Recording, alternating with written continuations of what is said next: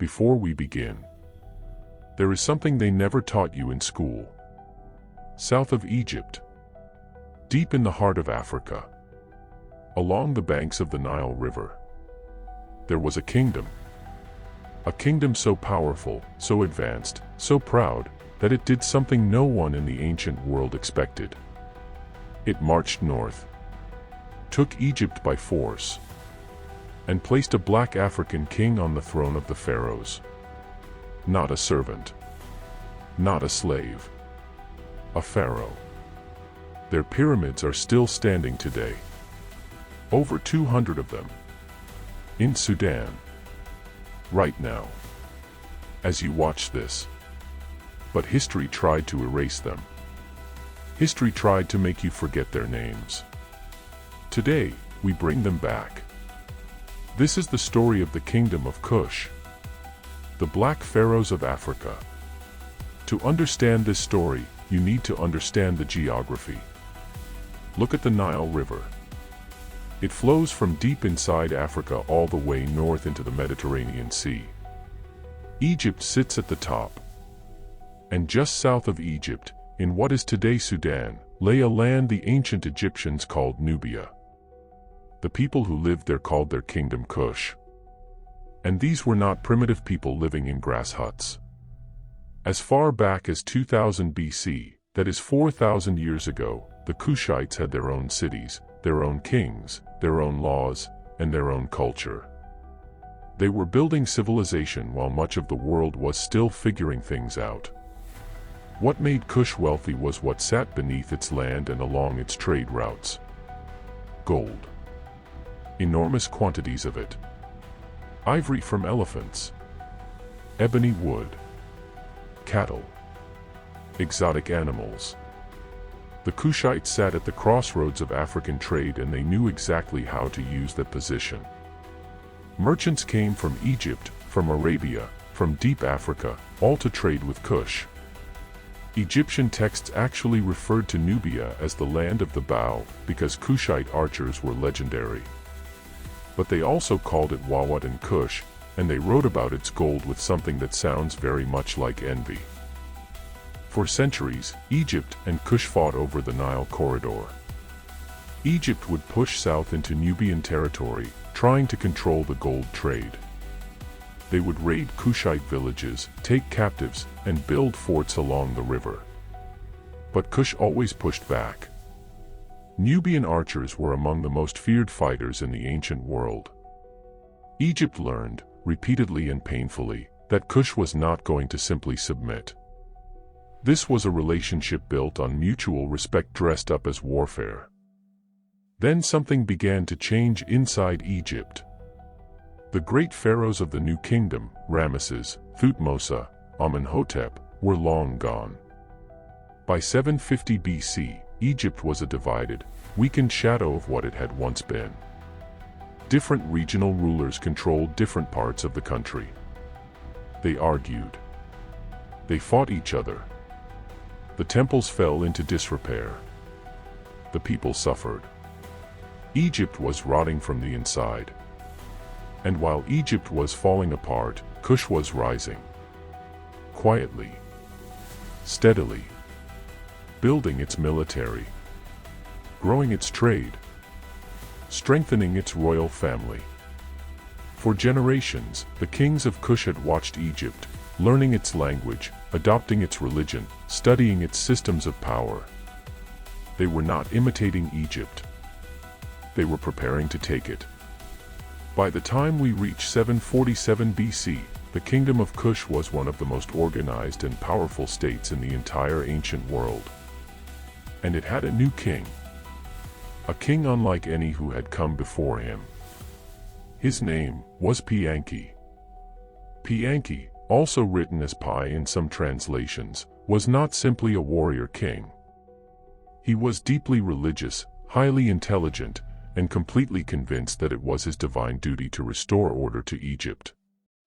In his mind, Egypt had been given to him by the god Ammonius. It was not conquest. It was reclamation. Look at this man. Look at his eyes. There is no doubt in them. No hesitation. When Piankhi decided to march north, he did not do it in anger or greed. He did it with the calm certainty of a man who believed history was on his side. And he was right. He assembled his army, thousands of Kushite soldiers, among the finest fighters in Africa, and he addressed them before the campaign. We do not have his exact words, but we have the result. That army did not stop moving until it had reached the northern edge of Egypt. The march north along the Nile was methodical. Piankhi did not rush. He moved like a man who had already won and was simply arriving to collect what was his. City by city, nome by nome, regional ruler by regional ruler. Each one was given a choice: submit or be destroyed. His soldiers were not just fighters. They were believers. Piankhi had told them this was a holy mission, that they were restoring the order of the god Amonirenas to a land that had forgotten him. That kind of conviction makes an army dangerous in ways that weapons alone cannot explain. When Piankhi reached the major Egyptian cities, some opened their gates immediately. They had heard what happened to those who resisted. Others tried to fight. It did not go well for them. Piankhi's army broke through siege after siege with a discipline and ferocity that shocked the Egyptians. One by one, the cities fell. Hermopolis, Heracleopolis. The great cities of Middle Egypt, cities that had stood for centuries, submitted to a king from Sudan. And then came the moment that defined everything. The Egyptian princes and regional rulers, men who had called themselves pharaohs, men who had worn the crown and sat on thrones, came before Piankhi. And they knelt.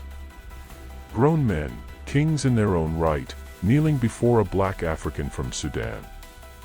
In that moment, the ancient world shifted. Piankhi recorded something interesting about this moment. He allowed most of the Egyptian rulers to keep their positions, as long as they swore loyalty to him. He was not interested in humiliating them beyond what was necessary. He wanted order. He wanted Amonirenas worshipped correctly. He wanted Egypt to function. And he got all of it. When Memphis, the ancient capital of Egypt, one of the greatest cities in the ancient world, fell to Piankhi, the conquest was complete. A king from Kush, from Sudan, from deep inside Africa, was now pharaoh of Egypt. The most powerful man in the ancient world was a black African. Here is the evidence. This is not a theory or a debate. After his conquest, Piankhi ordered his scribes to record everything, every battle, every city taken, every ruler who knelt, on a massive black granite stone slab. Scholars call it the victory stele of Piankhi. It is one of the most detailed military records in all of ancient history. And it still exists today in the Cairo Museum. In his own words, the stele is written in Egyptian hieroglyphics because Piankhi, like many Kushite rulers, had learned the Egyptian language and adopted Egyptian religious traditions. This tells you something important. These were not outsiders stumbling into Egypt. These were people who understood Egypt deeply and decided they could run it better than the Egyptians were running it. Piankhi established what historians now call the 25th dynasty of Egypt, the Kushite dynasty. After him came Shabaka, then Shabitku, then the greatest of them all, Taharqa, and finally Tantamani.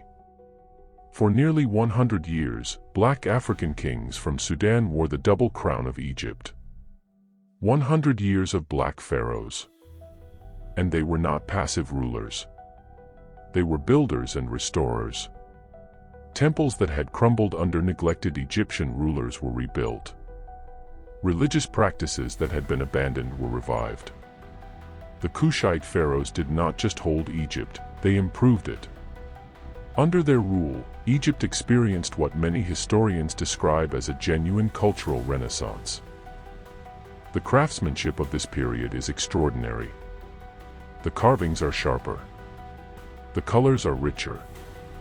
The religious texts are more carefully maintained. There is a pride and a seriousness to the work of this era that reflects rulers who genuinely cared about what they were building. The Kushite pharaohs were also deeply devoted to the god Ammonius, the same god that Piankhi had cited as his reason for the conquest. They saw themselves as protectors of Egyptian religion. In many ways, they were more traditionally Egyptian than the Egyptians who had preceded them. And back home in Sudan, they built. The Kushite kings constructed pyramids, dozens and dozens of them, across the Sudanese desert. These pyramids are different from the Egyptian ones. They are steeper, narrower at the base, more numerous. And they stretch across the landscape of modern Sudan in a way that takes your breath away when you first see them. Side by side, you can see the difference clearly. Egyptian pyramids are wide and gentle in their slope. Nubian pyramids are sharp and tall, like needles pointing at the sky. Different aesthetic. Same ambition.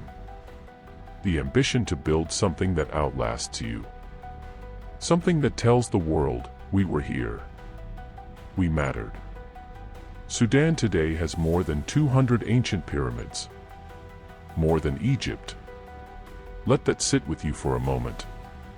The country most people associate with poverty and crisis has more pyramids than Egypt. Built by African kings. Still standing. Now we come to the man who represents the absolute peak of Kushite power. The pharaoh whose name appears in the Bible. The ruler who made the entire ancient Near East pay attention. His name was Taharqa. And if you have never heard of him before today, by the time this video is over, you will never forget him. Look at this face. This is what power looks like.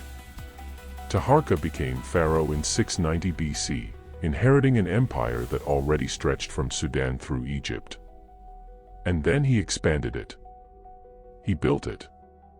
He made it something the ancient world had not seen in generations. At the height of his power, Taharqa's empire stretched from deep inside Africa all the way to the borders of what is today Israel and Lebanon. He controlled the Nile from its sources to the Mediterranean. He was one of the most powerful rulers on earth. Not in Africa. On earth. The entire earth. Ambassadors came from across the ancient world to his court. He received tribute from conquered territories. Nations that wanted to trade had to come through him. Taharqa sat at the center of the ancient world's economy and politics like a colossus. He was also one of the greatest builders in Egyptian history. His most famous contribution was to the Temple of Karnak, still standing in Luxor, Egypt today, still one of the largest religious complexes ever built by human hands. Taharqa added enormous columns to this temple, columns so massive that it is difficult to imagine how they were raised without modern machinery. He left his mark on the greatest building in ancient Africa. The workmanship of Taharqa's building projects reflects a ruler obsessed with excellence. Every carving precise. Every measurement deliberate. He was not building for his lifetime. He was building for eternity. And he succeeded. 3,000 years later, his columns are still standing. Here is the moment that always surprises people. Open the Bible. Go to the second book of Kings, chapter 19, verse 9.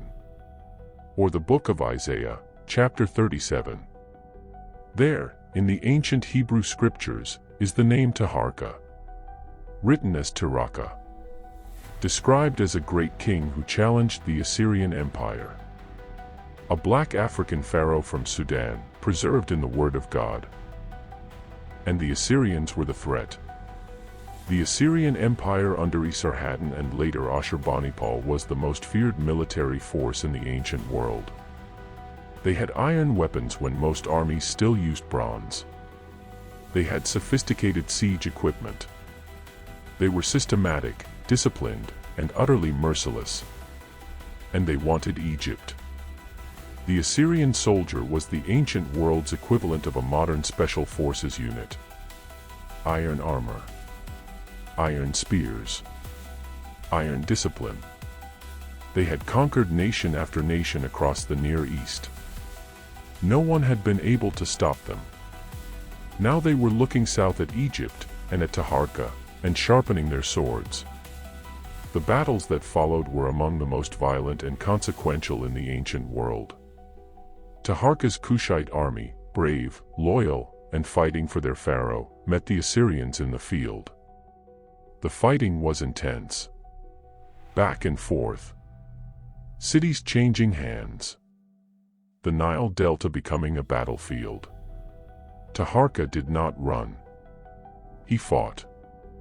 Even in the chaos of battle, Taharqa led from the front. This was not a king who watched from a hill while others bled. He was there. In the dust. Among his soldiers. That is who he was. That is the kind of leader that inspires the kind of loyalty that makes armies fight beyond what seems possible. The Assyrians took Memphis the first time. Taharqa retreated. Regrouped. And then, in a move that stunned the ancient world, he came back. He recaptured Memphis. A king who had been driven from his capital came back and took it again. That is not the act of a man who accepts defeat. But the Assyrians came back harder. Under Ashurbanipal, they invaded with a force even larger than before. This time they pushed all the way through Egypt. City after city fell. The sheer weight of Assyrian numbers and iron weaponry was too much. Taharqa was forced south. Imagine this moment. Taharqa on his royal boat, sailing south on the Nile. Behind him, Egypt, the throne he had built, the temples he had constructed, the empire he had expanded, falling to foreign hands. Ahead of him, Sudan. His homeland. The land of his ancestors. He is not broken. He is not finished. He is going home. Back in Sudan, Taharqa was still king. Still building. Still ruling. He was never defeated on Kushite soil. He died in 664 BC, still wearing a crown. The Assyrians never came to Sudan. They knew better. Taharqa had made sure they understood exactly what would be waiting for them if they tried. After the Assyrian wars, the kingdom of Kush did something remarkable. It did not collapse. It did not break apart. It moved. The capital shifted south to a city called Meroe, deep in Sudan, far from Egyptian politics, far from Assyrian reach. And there, Kush reinvented itself. For the next 900 years, Meroe was one of the most important cities in Africa. Meroe was not a quiet retreat. It was a booming, living, breathing city. Markets full of goods from across Africa and Arabia. Temples dedicated to both Egyptian and uniquely Kushite gods. A royal palace. And most importantly, furnaces. Everywhere. Because Meroe had discovered something that would change the continent. Iron. The Meroites became masters of iron production on a scale that the ancient world had rarely seen. While many civilizations were still relying heavily on bronze tools and weapons, Meroe was smelting iron, producing it in large quantities, consistently, efficiently. The archaeological site of ancient Meroe has so many ancient iron slag heaps that some scholars call it the Birmingham of the ancient world. An African city as an industrial center. Thousands of years ago. The skill of Meroitic iron workers was extraordinary. They understood temperature, alloy, and technique in ways that took other civilizations centuries to develop. Every hammer strike on that anvil was the product of generations of knowledge, passed from father to son, mother to daughter, master to apprentice. The products of Meroitic iron workshops, spears, agricultural tools, building implements, spread across Africa through trade networks that stretched thousands of miles. Kush was not just producing iron for itself. It was supplying a continent. Iron Age Africa ran partly on Meroitic production. The trade that Meroe conducted was vast. Goods moved up and down the Nile, across the desert to the Red Sea coast, into the African interior. Meroe was connected to the Roman Empire, to Arabia, to the Indian Ocean trade network. This was not an isolated backwater. This was a global trading hub. And now we come to one of the most extraordinary stories in all of African history. The Kandakes. In most ancient civilizations, women were excluded from military and political power. Not in Kush. In Kush, women ruled. The Kandake, the queen mother or ruling queen, held real power. Not ceremonial power. Not advisory power. Real, commanding, go-to-war power. The most famous of all the Kandakes was Amanirenas. She ruled Kush around 40 BC. She had lost one eye, some accounts say in battle, others say to disease. It did not slow her down. Not even slightly. Because around 24 BC, the Roman Empire, the greatest military power the world had ever seen, made the mistake of trying to impose tribute on Kush. Amanirenas said no. And she backed that no with an army.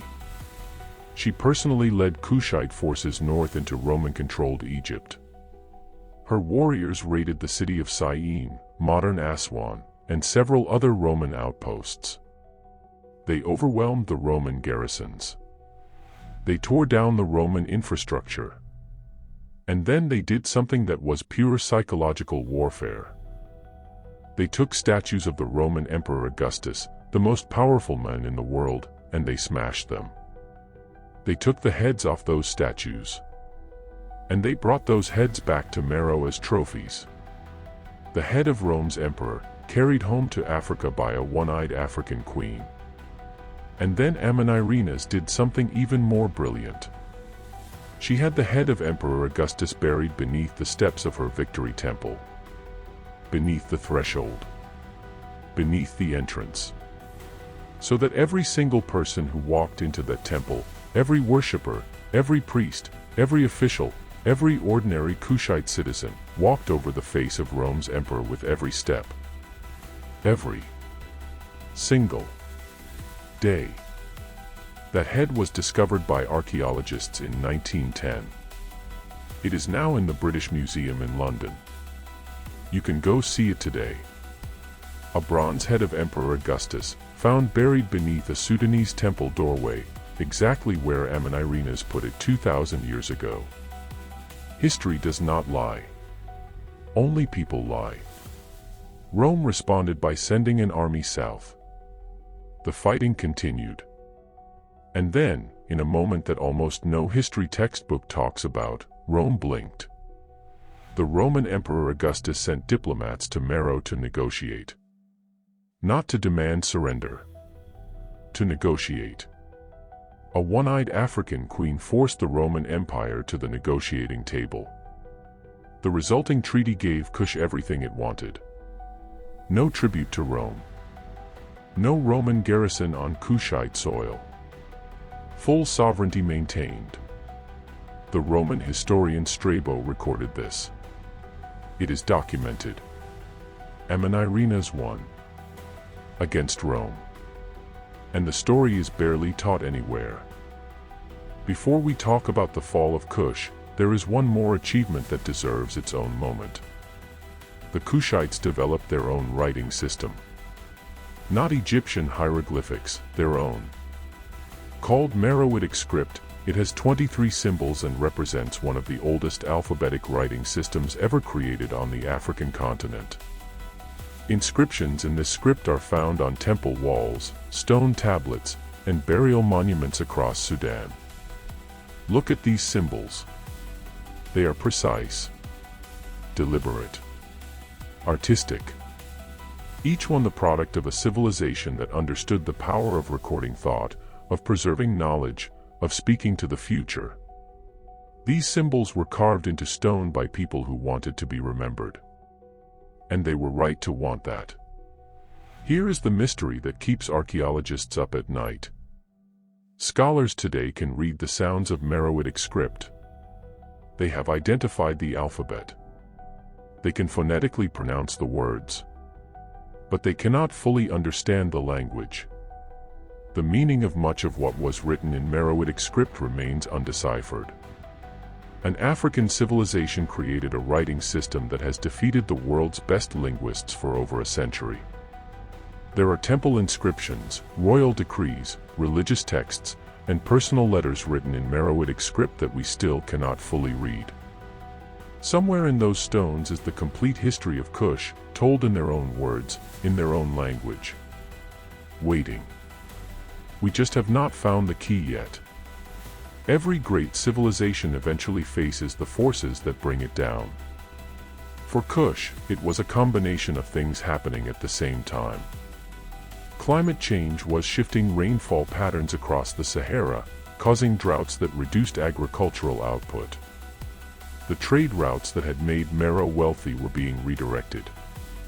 New sea routes through the Red Sea meant merchants no longer needed to pass through Kush. The city began to empty.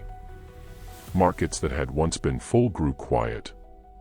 The furnaces burned lower. The population declined. A civilization that had lasted over 1,000 years was running out of the conditions that had made it possible. This is not failure. This is what happens to every great civilization eventually. Rome, Babylon, Greece, the Mali Empire. Greatness ends. What it built does not. The final blow came from the south, from a rising power called Aksum, in what is today Ethiopia. Around 350 AD, the Aksumite king Ezana marched into Meroe and ended the kingdom. One African civilization defeated by another African civilization. The Nile corridor passed to new hands. But consider what had existed. The kingdom of Kush lasted from roughly 800 BC to 350 AD. That is over 1,000 years. In that time it produced black pharaohs who ruled Egypt. It built more pyramids than Egypt. It created one of Africa's first iron industries. It generated warrior queens who defeated Rome. It developed a writing system that still holds secrets. 1,000 years of African greatness on African soil. 1,000 years. To put that in perspective, the United States of America is less than 250 years old. The kingdom of Kush lasted 4 times longer than America has existed so far. Think about that. Now comes the question that every person watching this video is already asking. If all of this is true, and it is documented in museums and on stone tablets and in ancient texts, why did most of us not learn this in school? Why did no teacher ever write the name Taharqa on a blackboard? Why did no history textbook show us the Nubian pyramids alongside the Egyptian ones? The answer is uncomfortable, but it is important.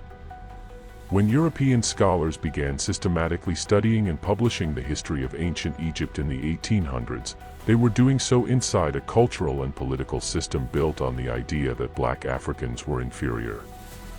That idea was used to justify slavery, to justify colonialism, to justify the theft of an entire continent's resources.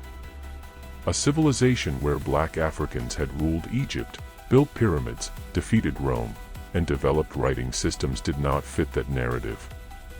So it was minimized. The Kushite dynasty was called a footnote. The skin color of the pharaohs was debated endlessly and often deliberately misrepresented. The Nubian pyramids were simply not included in the popular telling of Egyptian history. Compare these two images. On the left, how European scholars and artists of the 19th century depicted Egyptian pharaohs. Light-skinned, Mediterranean-looking. On the right, the actual ancient artifacts, the actual statues, the actual paintings made by the Egyptians and Kushites themselves, showing dark-skinned African features. The distortion was not accidental. It was deliberate. And it worked for generations. It was not until 2008, less than 20 years ago, that National Geographic ran a major cover story titled The Black Pharaohs. For millions of people around the world, it was genuinely the first time they had heard the names Piankhi and Taharqa. Think about what that means. The story was suppressed so effectively that it took until the 21st century for mainstream media to cover it. But the pyramids were always there. Standing in the Sudanese desert. 200 of them. You cannot hide 200 pyramids. You can only stop talking about them. And that is exactly what was done. The Victory Stele of Piankhi has been in the Cairo Museum since 1862. The bronze head of Augustus has been in the British Museum since 1910. Taharqa's columns are still standing at Karnak. The evidence was never hidden, it was simply surrounded by silence. And silence, it turns out, is one of the most effective tools of erasure ever invented. So let us bring it all together. Piankhi, the king from Sudan who marched north and conquered Egypt with an army and a conviction that history was on his side. Taharqa, the pharaoh who built at Karnak, who is named in the Bible, who fought Rome's greatest enemy and recaptured his own capital. Amanirenas, the one-eyed warrior queen who made the Roman Empire negotiate. The Meroitic iron industry that supplied a continent. The 200 pyramids still standing in Sudan. The writing system that still holds its secrets. This is not a footnote. This is a headline. This history belongs to every African child sitting in a classroom right now who has been told, directly or indirectly, that Africa has no great history. That Africans were only ever victims. That civilization came from somewhere else. That is a lie. And now you have the receipts to prove it. The pyramids of Sudan are not waiting for someone to discover them. They are already there. They have always been there. What was missing was not the evidence. What was missing was someone willing to tell you about it. That is what this series is for. Whether you are in Nigeria, Ghana, Kenya, South Africa, Sudan itself, the Caribbean, the United Kingdom, the United States. Wherever the African story has carried people, this history is yours. Kush is part of the longer story of what Africans have built, what Africans have defended, and what Africans have achieved across thousands of years of human civilization. Share this video. Not because it is content, but because somewhere in your family, in your community, in your circle of friends, there is a young person who needs to hear this. Who needs to know that black kings sat on the throne of Egypt. That a black queen made Rome back down. That African civilization is not something that started with colonialism or ended with slavery. It is ancient. It is deep. And it is real. The pyramids of Meroe are standing right now. In Sudan. In Africa. Pointing at the sky the same way they have for 2,000 years. No permission needed. No debate required. Just standing. The way great things do. Africa is the oldest inhabited continent on Earth. The first humans walked out of Africa. The first writing systems emerged in Africa and the civilizations connected to it. The first great kingdoms rose in Africa. Pass this on. To your children. To your parents. To anyone who ever made you feel like African history was not worth knowing. Because this is what was here before the history they taught you. And it was magnificent. The black pharaohs were real. They ruled. And now, you know their names.